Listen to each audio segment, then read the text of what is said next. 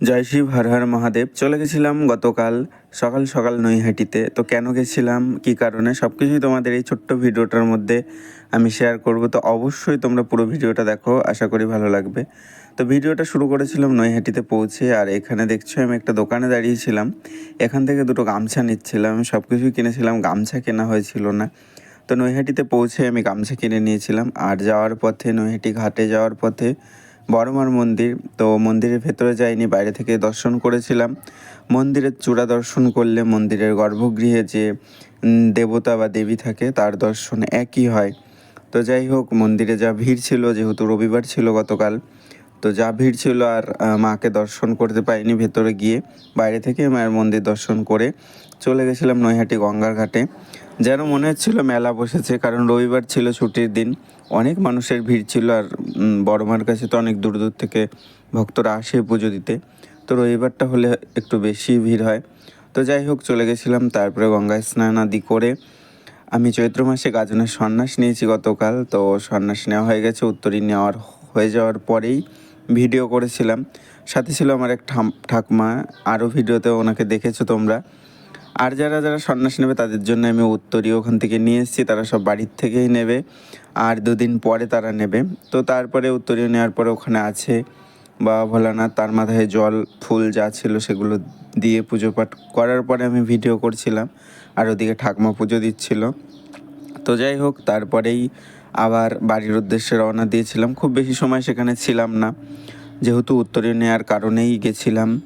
তো চৈত্র মাসের গাজনের সন্ন্যাস আমি গতকাল থেকে বাবার নামে আছি। বাবার কাছে একটাই প্রার্থনা, যেন তার কর্ম ঠিকঠাক করে করতে পারি, আর সবাইকে যেন বাবা ভালো রাখে, জগতের যেন মঙ্গল হয়। তো যাই হোক, তারপরে আবার ফেরার পথে বড় মার মন্দির, মাকে দর্শন করে প্রণাম করেই বাড়িতে চলে এসেছিলাম। তো প্রচুর ভিড় ছিল, প্রচুর, যেহেতু রবিবার ছিল। তো যাই হোক, ভেতরে গিয়ে আর দর্শন করতে পারিনি, বাইরে থেকেই মাকে দর্শন করে প্রণাম করে চলে এসেছিলাম। তো তোমরা কারা কারা গাজনের সন্ন্যাস করেছো অবশ্যই কমেন্ট করে জানিও। আর তোমরা কে কোথা থেকে ভিডিওটা দেখছো অবশ্যই কিন্তু কমেন্ট করো। তো বাড়িতে আসার পরে আমার পরমেশ্বরকে জল ফল দান করে এবং তার কাছে প্রদীপ দান করে তারপরে আমি সেবা নিয়েছিলাম। তো সন্ন্যাসে এক এক জায়গায় এক এক রকম নিয়ম, জানি না তোমাদের ওখানে কার কী নিয়ম। আমাদের সারাদিন ফল এবং সন্ধ্যার পরে রাত্রে হবিষ্য রান্না করে খেতে হয়, আতপ চালের ভাত।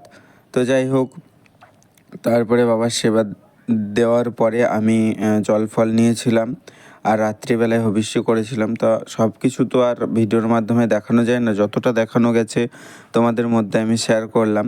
তো তারপরে আমি মায়ের সাথে একটু ভিডিও করে নিচ্ছিলাম। এগুলো শুধুমাত্র স্মৃতি হিসাবে সারা জীবন থেকে যাবে। তো মানুষ কখন আছে কখন নেই কেউ বলতে পারে না, এগুলো শুধুমাত্র স্মৃতি হিসাবেই রয়ে যাবে। আর তোমাদের জন্য এই ভিডিও করা, অনেকেই দেখতে চাও বা অনেকেই ভালোবাসো, তার জন্যেই। তো তোমাদের এই ভালোবাসার কারণেই আমার ভিডিও করা, তোমরা সাপোর্ট করছো বলেই ভিডিও করছি। তো এরকমভাবেই আরও সাপোর্ট করো তোমরা। তো তারপরে সন্ধ্যার পরে যে ভবিষ্য রান্না হবে তার আগে আমি তোমাদের সাথে একটু ভিডিও করে রাখছিলাম, তোমাদেরকে দেখাবো বলে মায়ের সাথে একটু ভিডিও করে নিচ্ছিলাম। আর কোথায় কীভাবে করি, যেখানে মাটিতে গর্ত করা হয়েছে এই পাটকাঠি দিয়েই রান্না করা হয়। তো যাই হোক, যারা সন্ন্যাস করো তারা জানো। তো তারপরে আমি তোমাদেরকে আর দেখাতে পারবো না, কারণ সব জিনিস তো এভাবে দেখানো যায় না। তো তারপরে আমি সেবা শান্তি করে তারপরে শুয়ে পড়েছিলাম। তো মাদুরে শুতে হয়, নিচে শুতে হয়, এইভাবে বিছানায় আর থাকা যায় না। তো যাই হোক, তোমরা কে কীভাবে করো অবশ্যই জানিও। আর তারপরে কি কি কর্ম আছে সব কিছুই যতটুকু পারি তোমাদের মধ্যে শেয়ার করব। অবশ্যই তোমরা আমার ফেসবুক পেজটাকে ফলো করো, যারা ইউটিউব থেকে দেখছো YouTube channel Fire Up Chakdah অবশ্যই সাবস্ক্রাইব করে দিও। ভালো থেকো, হর হর মহাদেব। আবার দেখা হবে নতুন